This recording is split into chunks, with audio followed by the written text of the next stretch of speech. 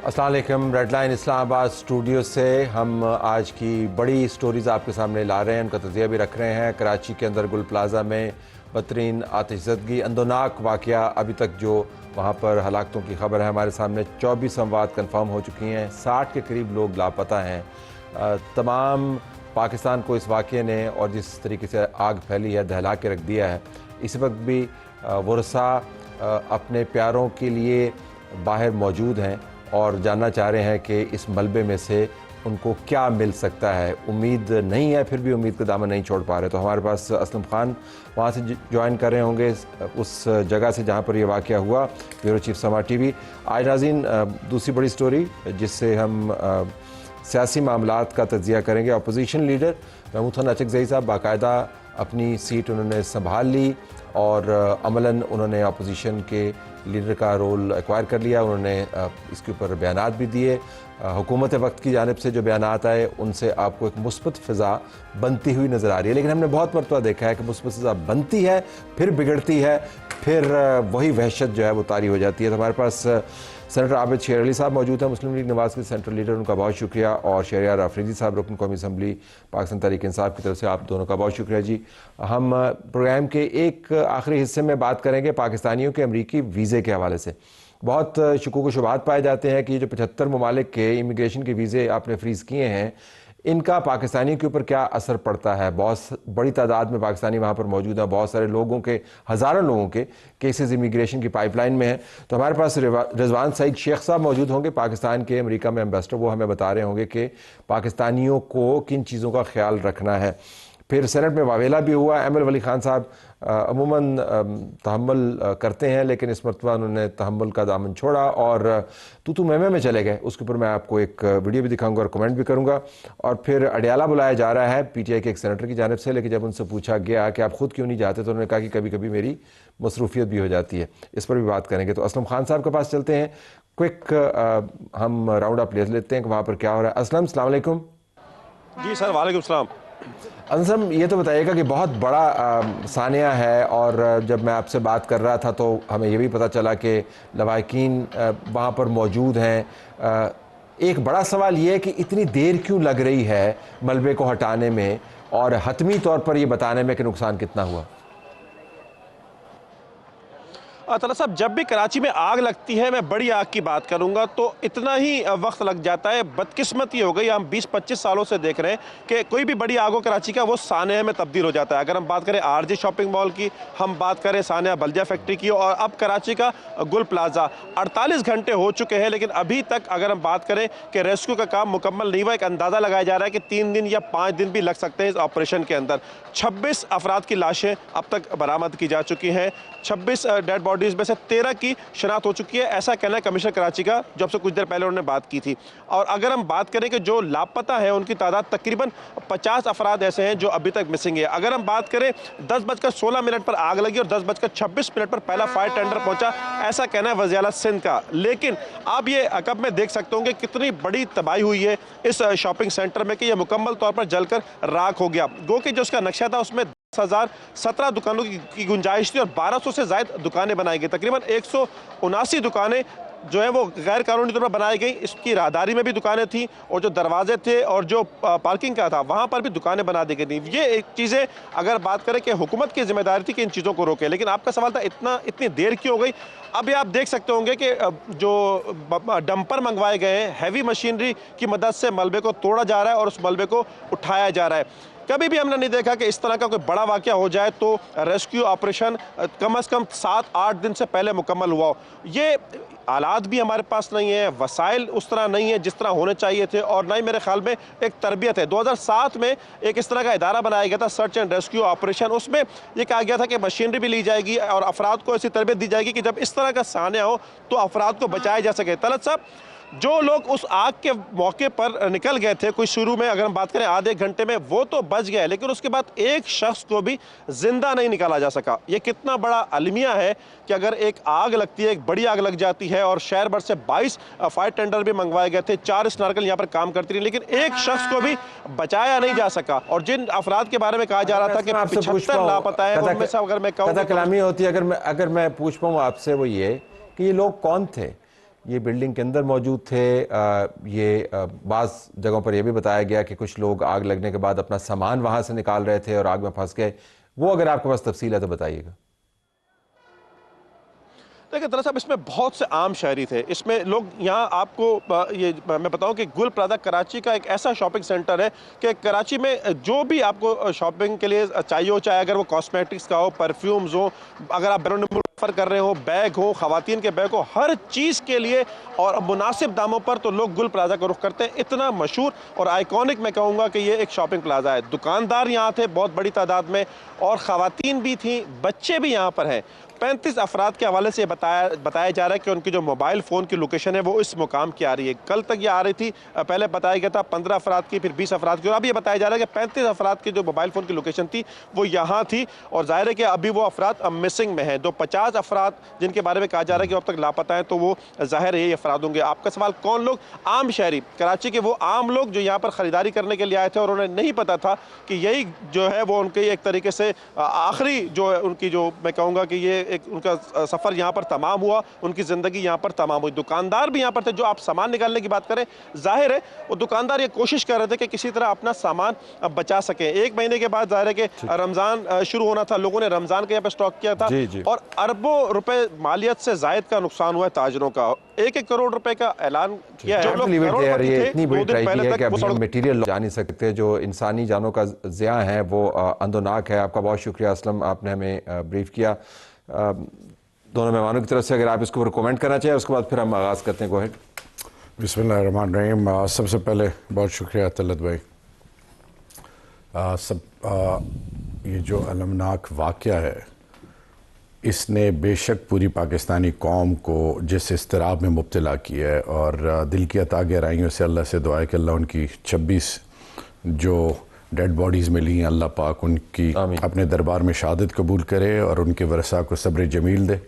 और बाकी लोग अल्लाह करे कि वो उनकी ज़िंदगियाँ महफूज हों और उनको इंशाअल्लाह हमें उम्मीद पॉजिटिव रखनी चाहिए कि हमारी जो भी स्टेक होल्डर्स हैं वहाँ पे जो लगे हुए हैं इस वक्त, वो उनको रिकवर करने में कामयाब हो जाएं। बट सवालात क्या है?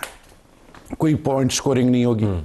हमने देखिए जी, social compliance, security and safety measures, ये ऑब्लिगेटरी है। आज की महज़्ज़ब दुनिया में अगर आप रियासत सिर्फ अपनी ज़ात की हद तक या अपने एक सोच के तहत महदूद रहें तो नुकसान अवाम का और रियासत का होता है। अभी हमने ना सिर्फ इदारे बनाने में नाकाम रहे, अब महज़्ज़ब दुनिया से सीखने को बहुत कुछ है। अब सबसे पहले मेरा सवाल यह है कि जब प्रोविंशियल डिज़ास्टर मैनेजमेंट की बात आए या वो इदारे जो रेस्क्यू करने वाले हैं, उनमें स्किल्ड मैन पावर होनी चाहिए, उनके पास उनकी कैपेसिटी बिल्डिंग हो, उनके पास इक्विपमेंट हो, टेक्नोलॉजी हो। फिर अबव ऑल बाय लॉज जो हैं म्यूनिसिपैलिटी के, कॉरपोरेशन के, वो उनको मनोन इम्प्लीमेंट करना। कागज पे सब कुछ मौजूद है, ये सब कुछ जो है, सब कुछ है, लेकिन चेक एंड बैलेंस नहीं है, रिवॉर्ड एंड पेनल्टी नहीं है। और देखें, एक एक शख्स जो अपने घर का कफील या जो ताजिर बरादरी या वो लोग जिनकी हार्ड अर्न मनी है, अरबों रुपए का जिस तरह बता रहे हैं नुकसान, देखिए जी पैसे तो रिकवर हो जाते हैं लेकिन वो जो कीमती जाने हैं। अब ये सवालिया निशान है कि 18th अमेंडमेंट के बाद हमने बड़ी आसानी से सूबों को बहुत कुछ दे दिया। ये कलेक्टिव रिस्पॉन्सिबिलिटी है रियासत की कि तमाम स्टेक होल्डर्स बैठें और ये नेशनल डिजास्टर मैनेजमेंट और प्रोविंशियल डिजास्टर मैनेजमेंट के बजाय तो मेरे ख्याल में डिस्ट्रिक्ट डिजास्टर मैनेजमेंट जी गो अहेड। आप तलत भाई बहुत शुक्रिया आपका। इसमें कोई दो राह नहीं है कि ये बड़ा अंदरनाक वाक़या है और 50 के लोग जैसे मिसिंग है, काफ़ी जाने जा चुकी हैं। इससे अंदाज़ा कर ले कितने घर उजड़ गए।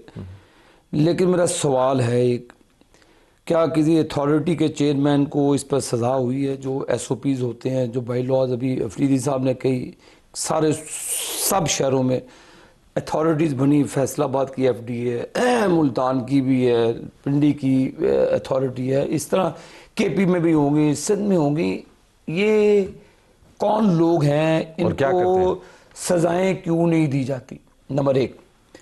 नंबर 2, सेफ्टी मेजर्स क्यों नहीं लिए गए? अगर कोई प्लाजा है, कराची फाइनेंशियल हब है, पूरा पाकिस्तान कराची बेस्ड इकॉनमी पर चलता है, और उस खूबसूरत तरीन शहर को आपने इस नहज पर ला दिया कि सैकड़ों लोगों की जानें चली गई। एक मरतबा नहीं हुआ वाकया, 4 वाकया तो गिनवा चुके हैं। काफ़ी मरतबा हो गया। लेकिन तलत भाई, मेरा सवाल ये है कि किसी अफसर को तख्तादार पर लटकाया गया, जब उन सशक्ति आंसुओं को देखो, जो माओं को, बहनों के जैसे वो लापता, बिल्कुल सुकून नहीं मिलता उस जब वहीं पे बैठे हुए फुटपाथों के तो ऊपर। क्या उनको ये नहीं है कि करोड़ रुपया आपकी जेब में डाल दो? ना किसी के भाई ने वापस आना, ना किसी के बेटे ने, ना किसी के बाप ने, ना किसी की बहन ने।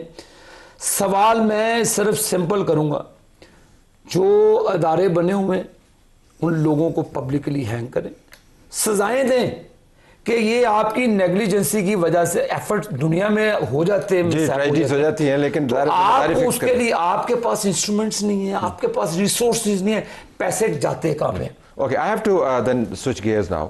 इसका ज़्यादा ताल्लुक पाकिस्तान के गवर्नेंस के निज़ाम के ऊपर बड़ी हम बात कर सकते हैं, लेकिन गवर्नेंस का ताल्लुक जो है वो सियासत के साथ जुड़ा हुआ है, और सियासत के अंदर से अगर हम रेसलिंग की कैफियत से निकलें तो फिर इन मामलात के ऊपर बात करें।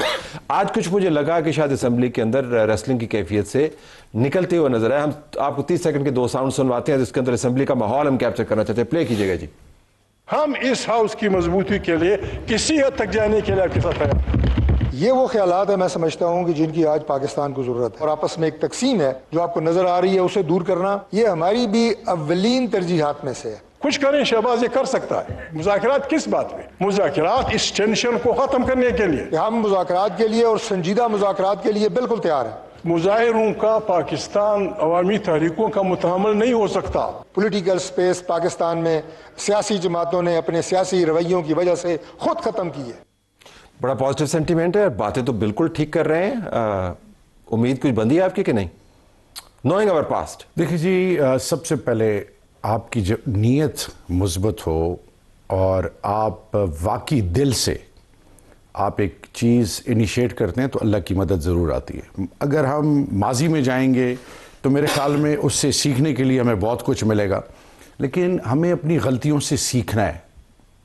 इसलिए पार्लियामान के हवाले से, पॉलिटिकल पार्टीज़ के हवाले से ओवरऑल परसेप्शन जो है वो अवाम इत्तेमाद खो चुके हैं, बल्कि अब सवालिया निशान है पार्लियामान, सियासतदान और पॉलिटिकल पार्टीज़।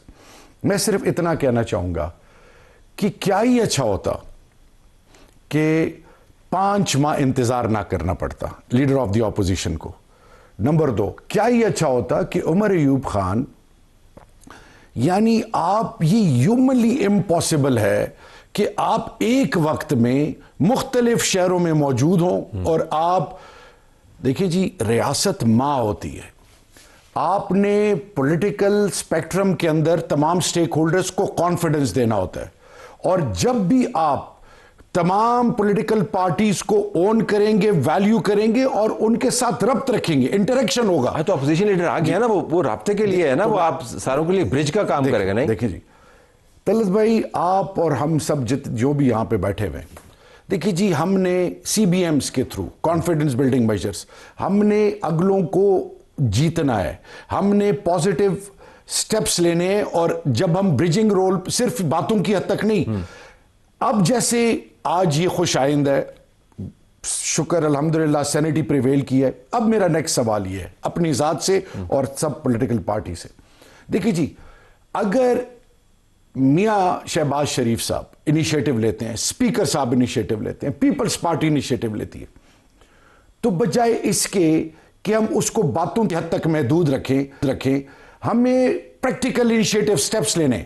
खान साहब से मुलाकात, ये कहना कि मैं फ़ोन पूछ के बताता हूं, फिर स्पीकर साहब से कीजिए बात, मुलाकात, ये वो तमाम चीज़ें हैं जो आपका इत्तेमाद तो आपको दबा देती है। अब अमली इकदाम चाहिए, जिसमें से प्राइम कदम जो है इमरान खान से मुलाकात है। अमली इकदाम यह है कि सबसे पहले ऑपोजिशन लीडर के साथ खैबर पख्तूनख्वा में ऑपरेशन के हवाले से, खान साहब से मुलाकात के हवाले से, पाकिस्तान की इस रीजन के और पाकिस्तान के जो हालात हैं उन सब के हवाले से पॉलिटिकल की स्टेक होल्डर्स को, सूबों को इत्तेमाद मिले और कॉन्फिडेंस बिल्डिंग मेजर्स का जो अल्टीमेट ऑब्जेक्टिव है उसकी तरफ जाया जाए। कदम भी उठाएं जी, कोई सिर्फ बातें नहीं, अच्छी बातें हुई हैं, हमें सपोर्ट करते हैं। तलत साहब, अगर आपको याद होगा जब इमरान खान साहब ने ओथ लिया एज ए प्राइम मिनिस्टर, तो leader of the opposition Shahbaz Sharif साहब की जो स्पीच थी, उन्होंने कहा जी कि आप चार्टर ऑफ इकॉनमी करें, हम उस पर आपके साथ, पॉलिटिकल डिफरेंसेस होते रहते हैं, मुल्क की बेहतरी के लिए ये काम करें। फिर उसके बाद खान साहब का जो रवैया था वो आपको भी पता है, इन सबको भी पता है। मैं ये मादी के वो तल्ख हक़ाइक़ हैं, इसको बताना भी ज़रूरी होता है। हमने अपनी तरह से हत्तल वसा कोशिश की, जब इंडिया के साथ भी जंग हुई और भी मामलात में हमें कोशिश की कि पीटीआई को ऑन बोर्ड लें, और उसके बाद जो ज़ाहिर है इनकी अपनी पॉलिटिकल लीडरशिप के कुछ डिसीजंस हैं जिसको ये फॉलो करते हैं, मैं इस निटिग्रिटी में नहीं जाता। मेरा क्वेश्चन ये है, अगर तो खान साहब नेशनल असेंबली के मेंबर होते, ठीक है, पॉलिटिकल पार्टी के लीडर हैं, उसमें नो डाउट, तो फिर तो स्पीकर साहब को आप इन्वॉल्व कर सकते हैं, असेंबली के प्लेटफॉर्म को यूटिलाइज कर सकते हैं जी कि हमें उनसे मिलने की सो इजाज़त दी जाए। ना तो स्पीकर साहब इसकी अथॉरिटी है, ना कोई और, ये अदालती रास्ते हैं, अदालती फैसले हैं, अदालतों से मामलात हैं, ये डील करना चाहिए। लेकिन पाकिस्तान के लार्जेस्ट इंटरेस्ट के लिए इकट्ठे बैठकर पाकिस्तान की मईशत के लिए पॉलिटिकली हमें एंगेज होना पड़ेगा। हमने जब चार्टर ऑफ डेमोक्रेसी बीबी के साथ किया, हमने जनरल मुशर्रफ से जान छुड़ाई, हमने उनके साथ 52 भी की जो उसकी पावर्स थी ख़त्म किया। ये बातचीत से होता है। नहीं, ये बातचीत करके आपसे जान छुड़ाना चाहते हैं तो आप तो तैयार हो जाएंगे। ये भी तो बात नहीं, बात तलब भाई, बात छुड़ानी नहीं है, अब तो हमने कहा बात ये है, बात को आगे बढ़ाना है। बात ये है कि शहरियार साहब मेरे भाई भी हैं, कि क्या आपकी अथॉरिटी है कि इमरान खान साहब के बगैर कोई डिसीजन मेकिंग कर सके आप? नहीं। वो शहरियार अफरीदी साहब को कुछ और कह देंगे, उसको कुछ और कह देंगे, इनका आपस का मामला, मेरा वो कंसर्न नहीं। लेकिन ये पाकिस्तान इस वक्त जो नाजुक दौर से गुजर रहा है, जो दहशतगर्दी के हवाले से, ये आज इनकी जमात ने सेनेट में कहा जी कि हम फौजी ऑपरेशन के खिलाफ हैं। क्या फिर आप उस चीज़ को एंडोर्स कर रहे हैं कि जो हमारी फौज पर एक सेकंड उनका पॉइंट ऑफ व्यू है ना, तलब भाई, एक सेकंड हूँ, मतलब वो आपका पॉइंट ऑफ व्यू नहीं अपना। मेरा पॉइंट ऑफ व्यू ये है कि जब आपकी मुसल्लह अफवाज के ऊपर हमले होते हैं, जब आपकी सिक्योरिटी इदारों पे हमले होते हैं, तो आप अफगानिस्तान की पॉलिसी पर उनके हक पे बयान देते हैं। नहीं, ये चीफ मिनिस्टर ने एक बयान दे दिया, चलिए कि हमने भी उसका तजिया किया, तनकीद की, लेकिन आज के दिन क्या आपको ये बातें याद करनी चाहिए? आज के दिन तो जरा आगे की बात नहीं, आगे की बात तो तभी होनी चाहिए ना कि ये मामला बैठ गए हैं पार्लियामान के अंदर, कमेटी बने, बैठ जाए, आप बैठ के बात करें असेंबली के फ्लोर पे। अब तो आपके पास पार्लियामान को अब तो आपके पास ये भी है कि महमूद खान अशरफी जो है वो है तो आपके नुमाइंदा अपोजिशन लीडर भी है, लेकिन आपकी जमात के नहीं है। तो आपकी जमात को ये वजन उठाने की भी जरूरत नहीं है कि जी हमारा बंदा बैठा हुआ है, आपका बंदा भी है और आपका बंदा नहीं भी है। अच्छा, मैं पाकिस्तान की और वो बात करूंगा जिससे मेरे आने वाली नस्लों का इस मुल्क पर और इस मुल्क की बुनियादों पर वही ईमान हो जो हम सबका है। क्योंकि ओवर द ईयर्स हमारी यूथ डिस्ट्रैक्ट हो रही है, मायूसी बहुत आम है और मायूसी कुफ्र और गुनाह है। आज जब लीडर ऑफ द ऑपोजिशन की कुर्सी पे बलोचिस्तान का और पाकिस्तान का बेटा बैठा है, इसने फेडरेटिंग यूनिट्स को एक पॉजिटिव मैसेज दिया कि पाकिस्तान सबका है। ठीक, तो number 1।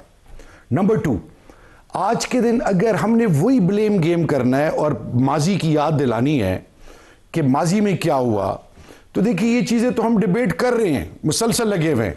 What is the ultimate outcome of that? उसका फायदा क्या हुआ है? नुकसान ज्यादा हुआ है, पोलराइजेशन बढ़ी है।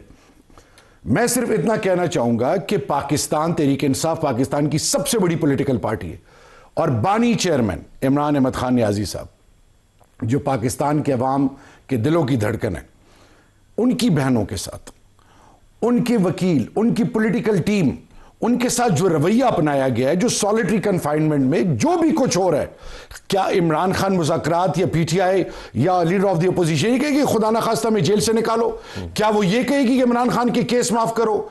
याद रखें, इमरान खान जब पाकिस्तान की बात आए, सबसे पहले IMF की बात आई, फिर वीज़ावी इंडिया की बात आई, फिर इस रीजन के अमन की ईरान की बात आई, खान साहब ने हमेशा पाकिस्तान की बात की है। और पाकिस्तान के अंदर अगर आज ऑपरेशन होता है और जो हो रहा है, सबसे पहले इमरान खान का फलसफा क्या है कि अगर आप ऑपरेशन का इरादा रखते हैं तो कबाइलियों को इत्तेमाद में ले। वो फर्स्ट लाइन ऑफ डिफेंस थे, 2611 किलोमीटर का बॉर्डर वो गार्ड कर रहे थे सोवियत इन्वेजन ऑन अफगानिस्तान। आप उनको इत्तेमाद में ले, उनके थ्रू वो मिसक्रिएंट जो पाकिस्तान के अंदर मस्जिद को, मदरसे को, इमाम बारगाह को, मासूम पाकिस्तानियों को, अफवाज पाकिस्तान को और पाकिस्तान के की रियासत को चैलेंज कर रहे हैं, उनको उनके थ्रू चैलेंज करें। आपने बहुत मरतबा किया, ये इससे काम नहीं बना, लेट्स एडमिट इट। आपने जिरगा भी किया, अभी हालिया जिरगा किया, उससे पहले आप और हम उसको कितने अरसे से देख रहे हैं। कबाइलियों की भी एक अपनी लिमिटेशन है। ये जो दहशतगर्दी है, इसके पीछे बैन अवी क़ुव्वतें इन्वॉल्व हैं, उनके पास सुपर टेक्नोलॉजी है, उनके पास AI है, ये बंदूकों का मुकाबला नहीं है। टेकन 21 पार्टियों ने, जिसमें पीपल्स पार्टी, नून, तमाम आज जो वफाक में या मुख्तलिफ सूबों में, हुकूमत में या अपोजिशन में, सब ने साइन किया CM और का जो इनिशिएटिव था कि जब भी ऑपरेशन हो आप इत्तेमाद मिले और कॉन्फिडेंस मिले। मेरा सवाल यह है कि अगर माजी में कुछ नहीं हुआ तो आगे भी कुछ नहीं होगा? क्या हम उम्मीद छोड़ दें? खुदा के लिए आज एक पाकिस्तानी होने के एतमाद मिले। एक मिनट तलत भाई, से जवाब 30 सेकेंड। हाँ, देखिए मोस्ट इंपॉर्टेंट बात क्या है। आपने मुझे यहां पे बुलाया, आप मुझे मौका भी दे रहे हैं, मेरी बात भी सुन रहे हैं। आप सूबे का चीफ मिनिस्टर है 4.5 करोड़ का, वहां के पॉलिटिकल पार्टीज हैं, वहां के स्टेक होल्डर्स हैं, आपका क्या जाता है? आप उनको एंगेज करें, वहां के जिरगे मशरान उन अक्रॉस द बॉर्डर अफगानियों के साथ, उनके साथ बैठ के आंखों में आंखें डाल के बात करेंगे। और जब आप एंगेज करते हैं, आज जैसे पाकिस्तान के पार्लियामान में आप कहते हैं कि जी अच्छी बात है, अच्छी बातें हुई हैं, आप एंगेज करें ताकि अगर उनमें कोई जी। अब आपको 1 मिनट में जवाब देना है इसका। इतनी बड़ी तकरीर के 2 मिनट तो जी 2 मिनट ही है बस हमारे पास। एंगेजमेंट की अफगानिस्तान की गवर्नमेंट को वो शवाहिद दिए जो उनके बॉर्डर से आते थे हमारे पाकिस्तान में, दहशतगर्दी करके सेफ हाइड आउट्स उनके पाकिस्तान में थे। ये सिक्योरिटी इदारों ने शेयर की है उन्होंने सारी इंफॉर्मेशन, जो भी इनकी हुकूमत है वहाँ पे। 13 साल हो गए हैं इनको वहाँ पे हुकूमत करते हुए।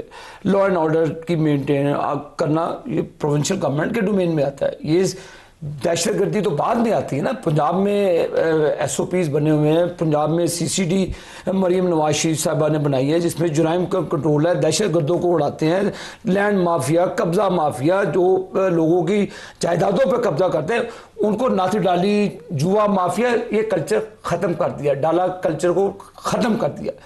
मेरा कहने का मकसद ये है, ये मेरे भाई ने भी कहा कि इमरान खान पाकिस्तान के कॉज के लिए बड़ी बात करते हैं, इसीलिए उन्होंने IMF को लेटर लिखा था कि कर्जा नहीं देना पाकिस्तान को।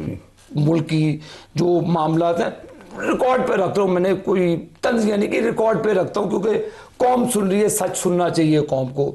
साइफर का ड्रामा करके फिर जो वो किया, इनसे हट के जो एंगेजमेंट है इनकी गवर्नमेंट, ये बैठने के लिए तैयार ही नहीं। अब जब आप फौजी ऑपरेशन की आप चले जाए ना भाई, कितनी मरतबा जाए तलत भाई, गवर्नर के जरिए चले जाएं। गए, जिरगा किया 300, आप गवर्नर KP को के लिए ना, जिन्होंने जिरगा किया, KP चीफ मिनिस्टर उस वक्त, स्पेशल एनवाय बना लेना, स्पेशल एनवाय बना ले। जो कमेटी बनी ये बैठे हैं, पार्लियामेंट का ऐसा फोरम है जिसके जरिए बातचीत के दरवाजे खुल सकते हैं, बातचीत हो सकती है। आप एंगेज कहने, पार्लियामान ही एक फोरम है जिसको आप वो मुझे बताएं, इन कैमरा ब्रीफिंग होती थी, इमरान खान साहब अपने तौर पे तो नहीं जाते, तो उस पर कहने तलब भाई तलक का काय कहें, लेकिन इसका क्या मतलब आपने एंगेज नहीं करना? कर रहे हैं, बैठे हैं, ये होंगे। देखिए आप पाकिस्तान में वैसे नहीं, आप मेरी बात सुने, आप जब तालिबान के नुमाइंदे बनेंगे, देखिए बात चलो भाई, मैं देखे एक मिनट माजरत के साथ, जब आप तालिबान की नुमाइंदगी करके, ये आपका पॉइंट ऑफ व्यू, अपनी, चले मेरा पॉइंट ऑफ व्यू हो सकता है, आप जब अपनी फौज को क्रिटिसाइज करेंगे, उनकी जो शहादतें हैं उनको आप पसे पर्दा डाल के उनको अफगानिस्तान की पॉलिसी को आप, मेरी गुजारिश सुन लें, आप रोजाना पाकिस्तान के सैकड़ों टेलीविजन चैनल्स के ऊपर होने वाले सैकड़ों टॉक शोज के अंदर बराबर में बैठे हुए होते।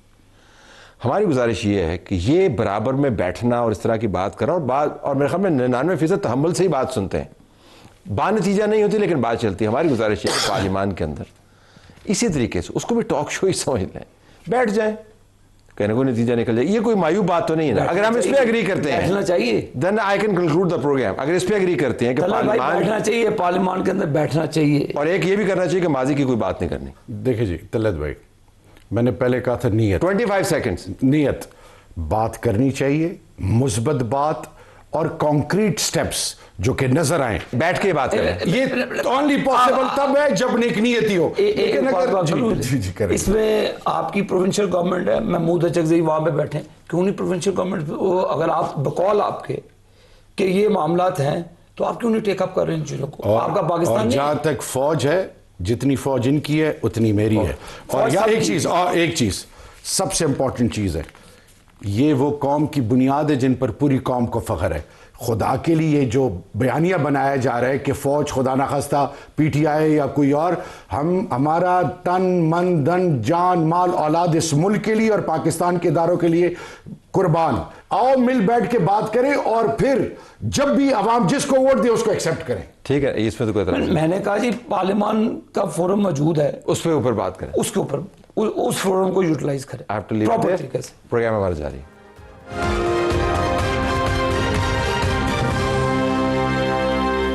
आइए नाज़रीन, हम आपको वाशिंगटन लिया चलते हैं, जहां से एक मुस्तबन्नद और मोतबर आवाज़ से आपको बताएंगे कि जो वीज़ों के मामलात हैं अमेरिका और पाकिस्तान के दरमियान, सिर्फ दोनों ममालिक के दरमियान नहीं है, 75 और ममालिक भी इन्वॉल्व है, लेकिन इस वक्त तो हम पाकिस्तान की बात करेंगे। उसके ऊपर मौजूदा सूरत हाल क्या है, कौन से ऐसे पॉइंट्स हैं जिसके ऊपर हमें परेशान होना चाहिए, कौन से ऐसे पॉइंट्स हैं जिनके बारे में हम गैर ज़रूरी तौर पर परेशान हैं। पाकिस्तान में ये जो इशू है इसको एड्रेस करने के लिए रिजवान सईद शेख साहब हमारे साथ मौजूद हैं, जो अमेरिका में पाकिस्तान के सफ़ीर हैं। अम्बेसडर साहब, बहुत शुक्रिया, आपने हमें ज्वाइन किया।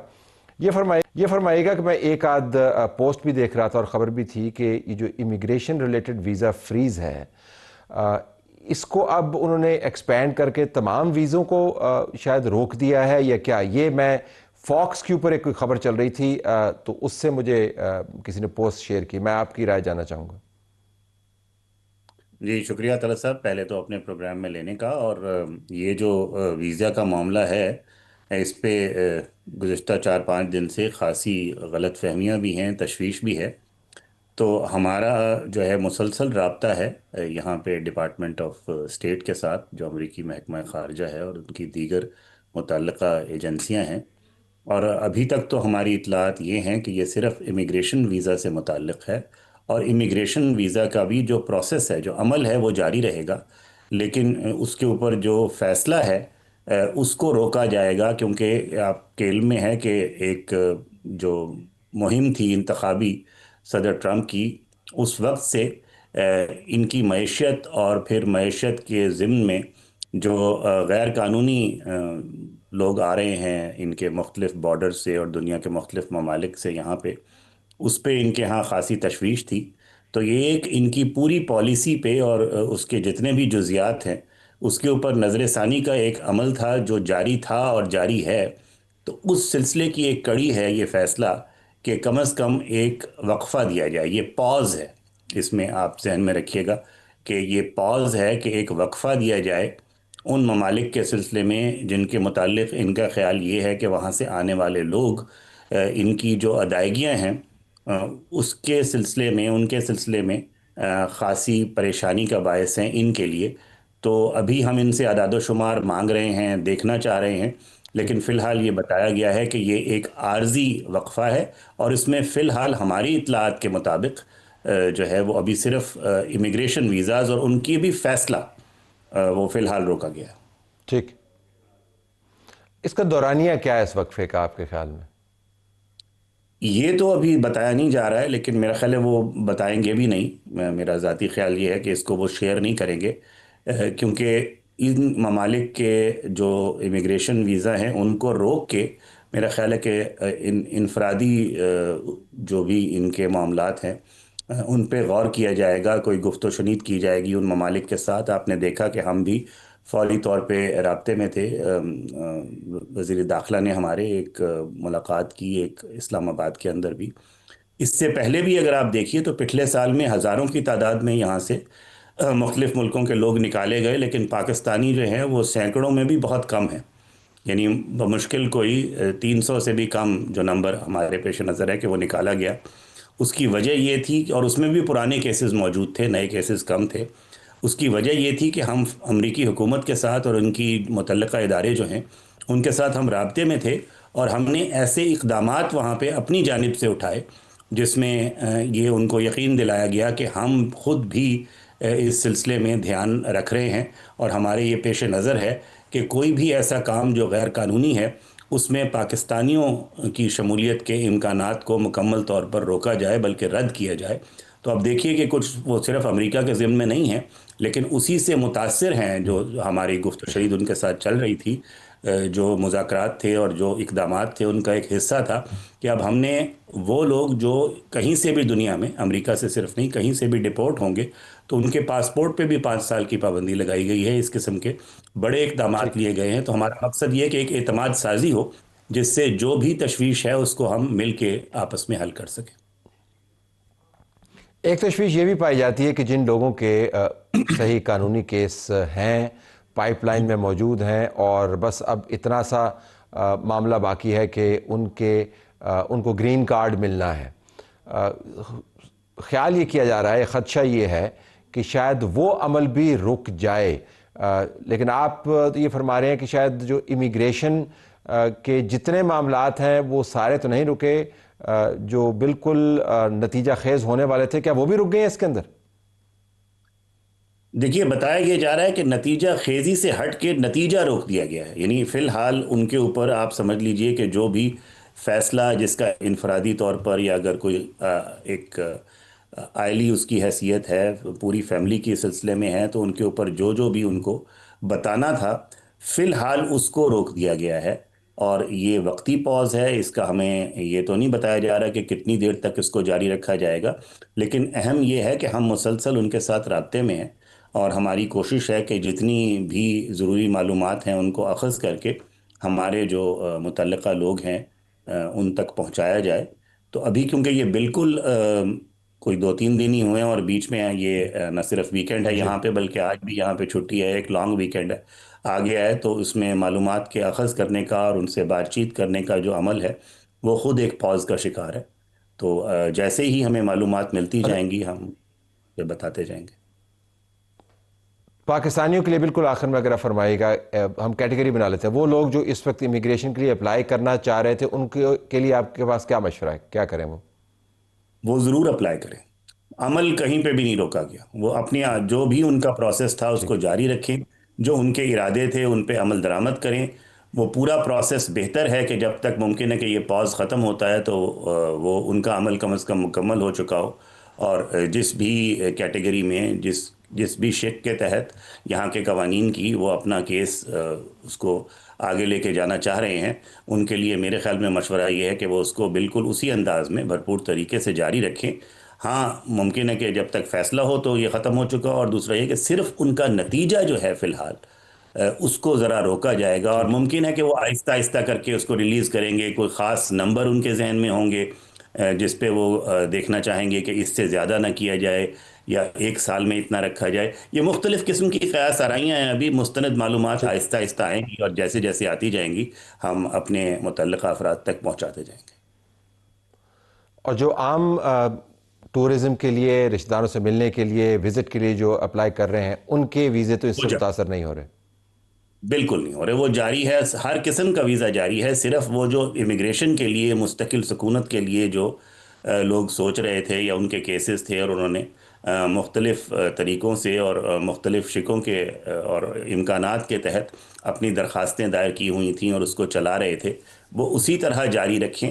बल्कि ज़रा उसको कोशिश कीजिए कि जितनी जल्दी कम से कम अपनी तरफ से उसको पाए तकमील तक पहुंचा दें तो वो बेहतर होगा। उसके बाद फैसला उसके ऊपर जब ये वक्फा हटाया जाएगा तो वो यकीनन उनको उससे इत्ला दी जाएगी और उन तक पहुंचा दिया जाएगा। बहुत शुक्रिया। पाकिस्तान के एम्बेसडर अमेरिका में रिजवान सईद शेख साहब हमें बता रहे थे कि कहाँ पर तशवीश जायज़ है और कहाँ पर तशवीश सिर्फ अफवाह साजी पर मबनी है। हम नाज़रीन, सेनेट में एक वाक़या हुआ, एम वली ख़ान साहब पाकिस्तान तहरीक इंसाफ की सेनेटर की बात के ऊपर झल्ला गए और क्योंकि उन्होंने इंटरप्ट किया था तो एक नाखुशगवार किस्म का माहौल बना। ज़रा वीडियो देखिएगा। आप चुप रहे। Who is she?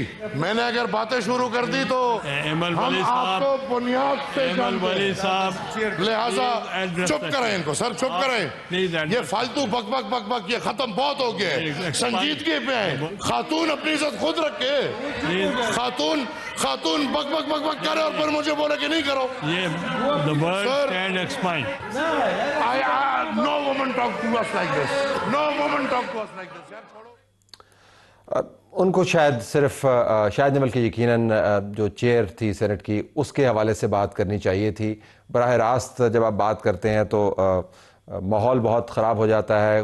प्रोवोकेशन होगी, मैंने उनकी बातें नहीं सुनी जो दूसरी तरफ से बात हो रही थी, लेकिन बेहतर तरीके से टैकल किया जा सकता है। जितने आप टेम्परेचर्स को नीचे रखें और ख़ातून हैं तो शायद ज़्यादा बल्कि यकीनन ज़्यादा एहतियात करनी चाहिए थी। तो एम वली ख़ान साहब का एक अपना टेम्परामेंट है, लेकिन यहाँ पर मुझे लगता है कि वो शायद जज्बात में बह गए। एक और सेनेटर साहब हैं खुर्रम ज़ीशान साहब, उन्होंने एक ट्वीट किया, उसमें उन्होंने कहा जी कि मंगल के रोज़ अडियाला ज़्यादा से ज़्यादा लोगों को पहुँचना है। हज़ारों लाखों वोट लेने वालों के लिए अकेले खुद जाना काफ़ी नहीं, लोग लेकर आएँ।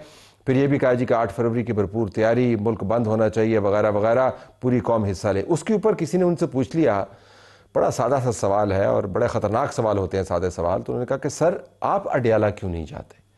उसके ऊपर जो उनका जवाब बड़ा दिलचस्प है। उन्होंने कहा जी जब मैं जा सकता हूँ जाता हूँ और कभी कभी सफ़र मुमकिन नहीं होता तो भी बंदे भेज देता हूँ।